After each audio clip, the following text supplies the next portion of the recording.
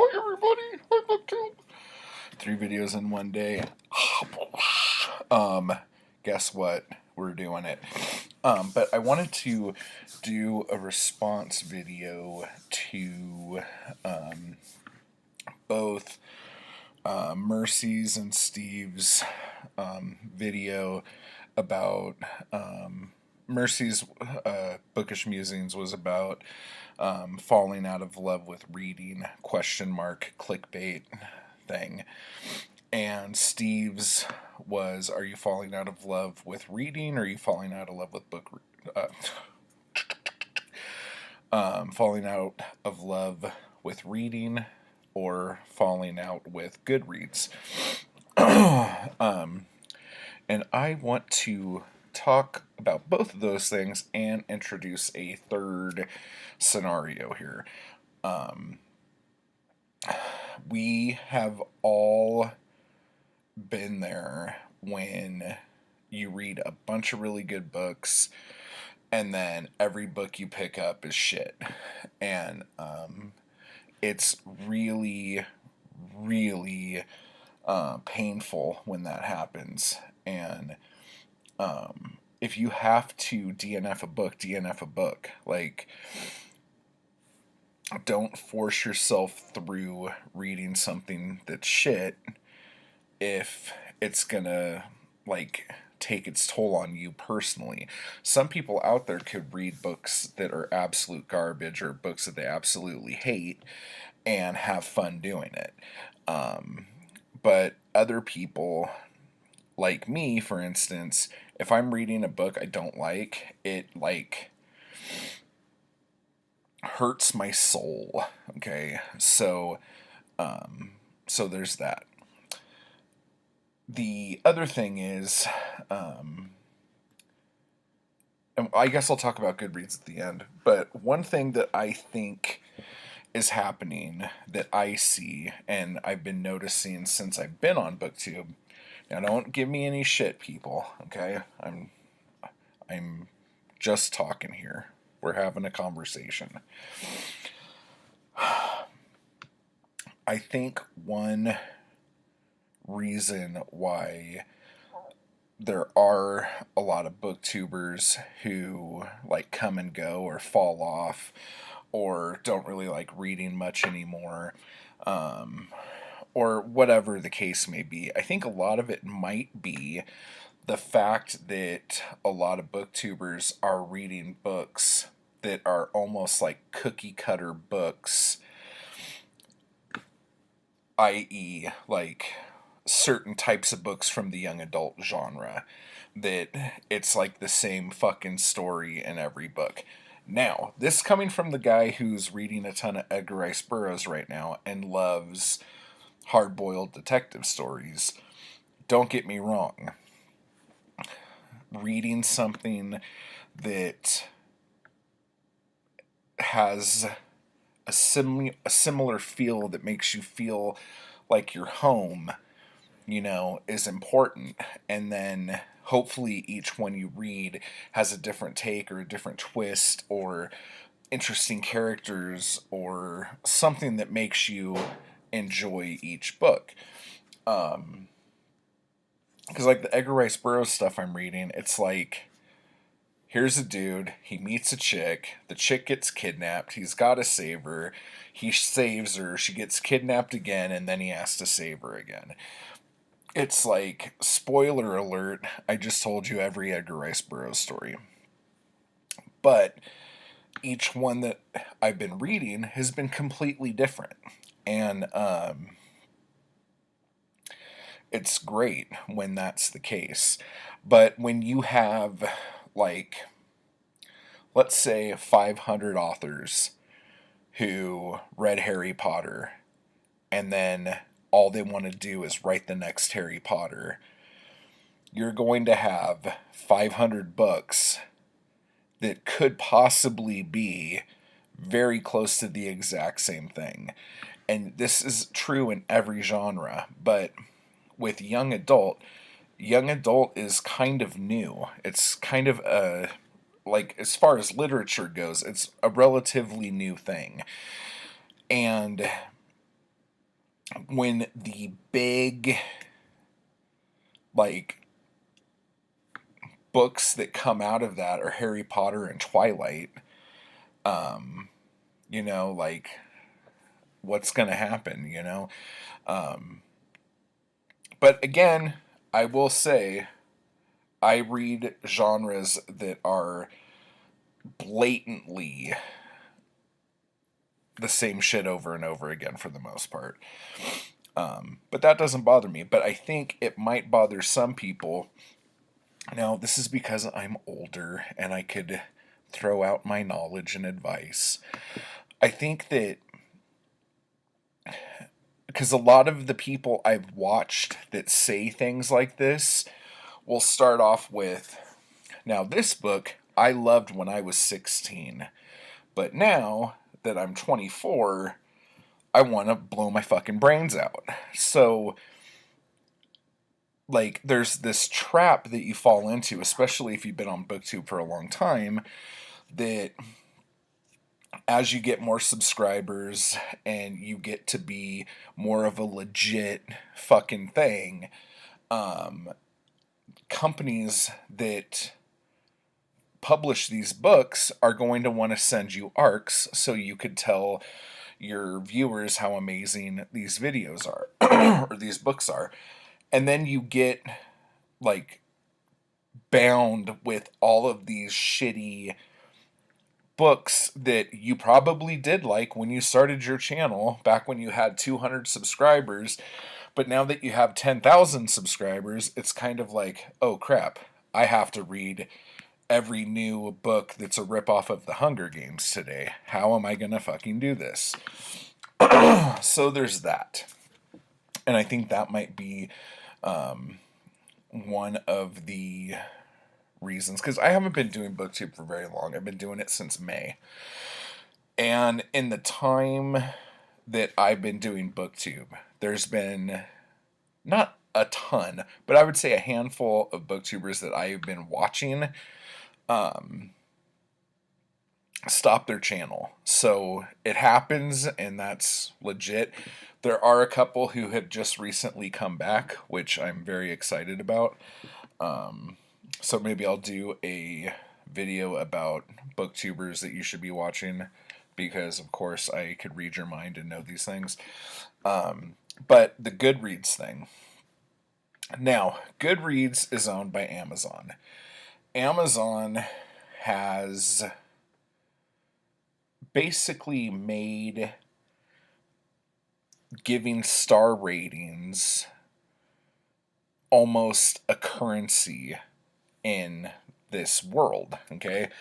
I mean, as a self-published author, getting high star ratings is like your lifeblood. Like, you need to have, like, reviews are great, whatever. You need to have a bunch of 5-star reviews in order for your book to sell, because the more 5-star reviews you get, the more books you sell. The more books you sell, you get on the Amazon algorithm, and Amazon starts pimping your shit out to people.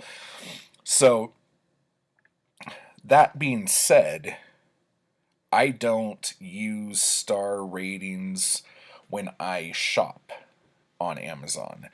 Like, I could give two craps, like, what somebody thought of something. If there's a book that has, like,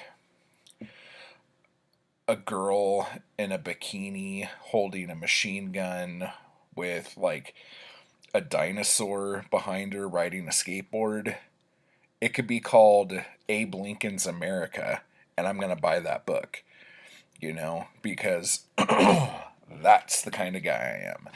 So when I'm on Goodreads, I never check the star ratings. The only time I do is that after I give a book a star rating, it'll take me back to the page that the book came from, and I could see what its average rating is.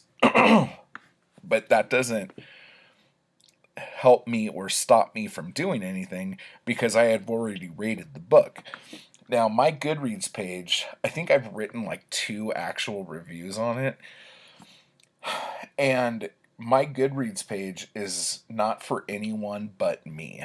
And I read a comment that Richardson Reeds wrote on Steve's video saying that he uses commonplace books. And I used to use those Mead composition books for everything. I have boxes and boxes of notebooks everywhere. And one of my, actually, a couple of like my most prized possession books like that were destroyed in a leak in the garage from last winter when the snow was melting. And it just killed this book. And I mean, let me tell you about this book. I created my own language that didn't just have characters for every letter, it had characters for every sound that I ever could think of that a word could have in it. And I memorized this and did a daily journal of like my super, super deep thoughts. And I did this because I had roommates that were always in my room when I wasn't home, and it drove me freaking crazy. And I knew that if I had any kind of journal of any kind, that they would read it and laugh or do whatever the hell they want with it. And by making this very, very hard to decipher language, it was even hard for me to decipher it when I would read it. But I knew they were too stupid to figure it out. So, and that book was very, very special to me. And I think when you lose something that you spent so much time on, it really is kind of soul crushing, which I probably said that term more than once in this video. But so that's kind of why I've gone full blown Goodreads. And it's more of a thing for me to just see what I'm reading and what books I give 5 stars to. And then I'll look at those 5-star books and compare them with other 5-star books that I've given 5 stars to, and then see if those stars are like accurate. And this is all for me. It's not for anyone else. I don't give a shit who looks at my Goodreads page. But there have been times where I've given a book 3 stars and then went back and gave it 4, or given a book 4 stars. No, that's never happened actually. But given a book like 2 stars and gone back to give it 1. So it's kind of almost like a litmus test for me. Like, I want to make sure the books that I love, I really love, and I'm not getting them confused with books that I just kind of like. Because, like all people, as you get older, as you grow, your likes change.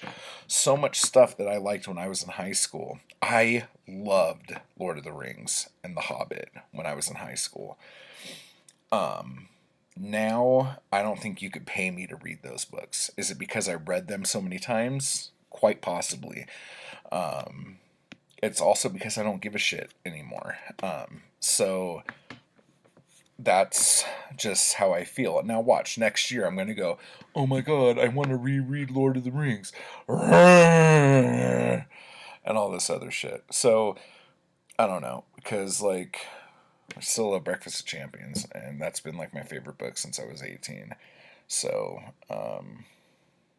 yeah, whatevs. So anyway, I hope this was...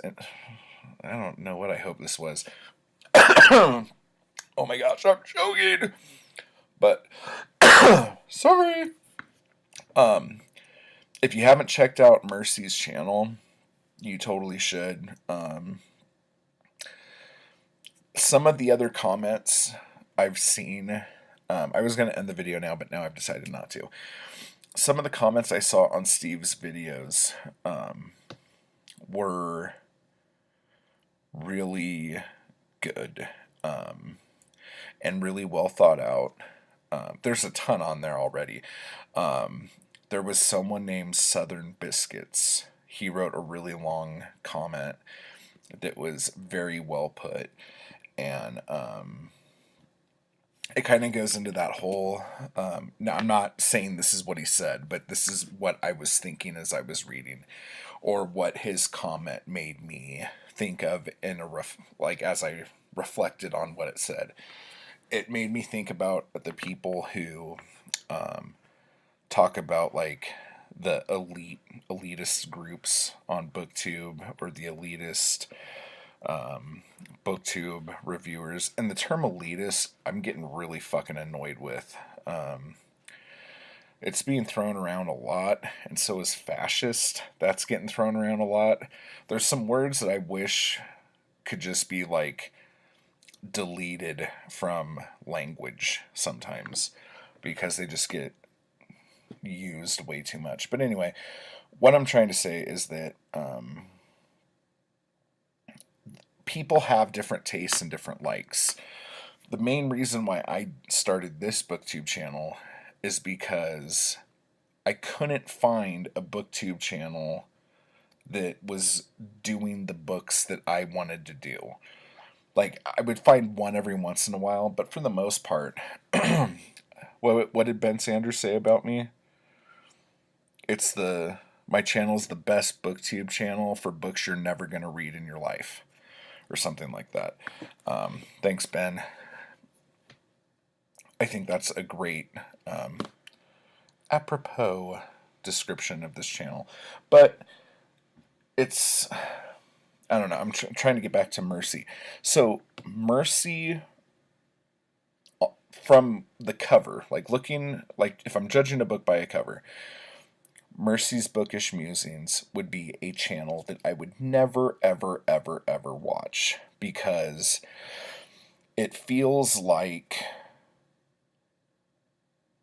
you're gonna be watching some awful YouTube channel with someone gushing over the newest shit book, okay? But her channel is not that. Her channel, like, one of the reasons why she's so, like, wondering if she even likes reading anymore is because she's a fucking harsh critic, and that is why I watch her channel. I watch it because her views seem fresh for books, I guess. Like, there's times when, like, everyone will be, like, talking about how awesome a book is, and then she'll just go, you know, she's just like, she seems more real, okay? If you're not watching Steve Donahue and you are a BookTube fan, I don't know what the fucking hell you're doing. I don't think there's anybody on the goddamn planet who has read more books than Steve. Maybe Richardson reads, and the difference there is that he keeps all of them. And I think he has actually built a 20,000 square foot fort in his backyard out of all of the books that he has kept. But anyway, so definitely check all those out. But just let me know what you think in the comments below. Do you use Goodreads because you are writing reviews, or do you use Goodreads to share with others or for yourself? And have you ever been through one of those slumps where you hate reading because every book you read is just utter shit? Stephen King. I'm just kidding. So let me know, because I just went through one of these not too long ago. And it wasn't quite like that, Stephen King, but it was kind of along those lines. So if you have anything to say, leave it down below, and hopefully this video won't disappear when I hit stop. Cross your fingers.